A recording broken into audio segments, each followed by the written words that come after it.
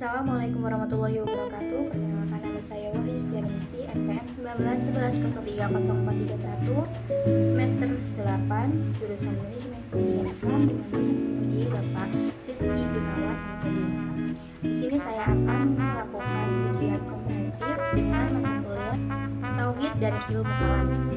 Di sini saya akan menjelaskan beberapa poin mengenai Tauhid dan Ilmu Kalam.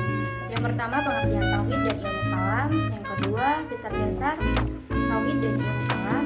Yang ketiga, sejarah Ilmu Kalam. Yang keempat, aliran-aliran Ilmu Kalam. Dan yang kelima, objek dan metode Ilmu Kalam. Pertama, pengertian Tauhid dan Ilmu Kalam. Pertama, pengertian Tauhid. Tauhid adalah bentuk kepercayaan kepada Tuhan Yang Maha Esa dengan mengesahkan Tuhan dan tidak ada sekutu baginya. Ilmu kalam adalah ilmu yang membahas tentang ilmu ketuhanan dan yang mendasari argumen-argumen pada logika dan sebagai pembuktian terhadap argumen nakli. Yang kedua, ada dasar-dasar tauhid dan ilmu kalam. Dasar-dasar tauhid dan ilmu kalam itu ada dalil nakli Al-Quran dan hadis, dan ada dalil akli akal pikiran manusia. Selanjutnya ada sejarah perkembangan ilmu kalam. Bermula dari peristiwa wafatnya Muhammad SAW melahirkan suatu perjuangan keagamaan dan politik dalam masyarakat Islam, sehingga mengakibatkan timbulnya perpecahan di kalangan umat Islam. Perpecahan ini mulai memanas sejak Khalifah Utsman mengambil kebijakan mengangkat anggota keluarganya untuk menduduki posisi dalam struktur politik dan jabatan penting, sehingga sebagian besar masyarakat Islam tidak senang dengan kebijakan tersebut. Puncaknya adalah saat Khalifah Utsman bin Affan terbunuh saat sedang membaca Al-Quran di rumahnya. Setelah Khalifah Utsman terbunuh, maka kembali diumumkan pergantian khalifah selanjutnya dengan berpacu pada penolakan Muawiyah atas terpilihnya Ali bin Abi Thalib. Banyak di antara yang semula berpihak pada Ali kemudian terpecah dan keluar dari barisan militer Ali bin Abi Thalib dan membuat barisan sendiri, yaitu kaum Khawarij. Selanjutnya, aliran-aliran ilmu kalam. Yang pertama, Khawarij.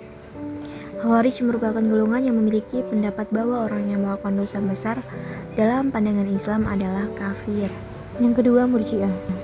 Murji'ah adalah golongan yang lebih modern dalam memandang orang yang melakukan dosa besar.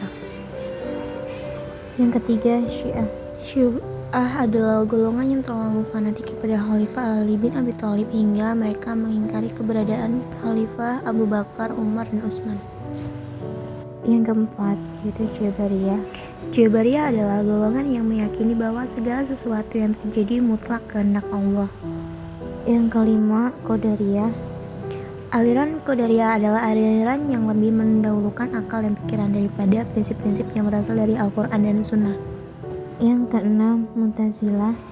Mu'tazilah adalah golongan yang mengedepankan superioritas akal daripada wahyu. Aliran ini berpendapat bahwa orang yang berbuat dosa bisa ditempatkan pada posisi netral, yaitu posisi antara kafir dan mungkin atau tidak kafir tapi juga tidak mukmin. Dan yang terakhir, objek dan metode ilmu kalam.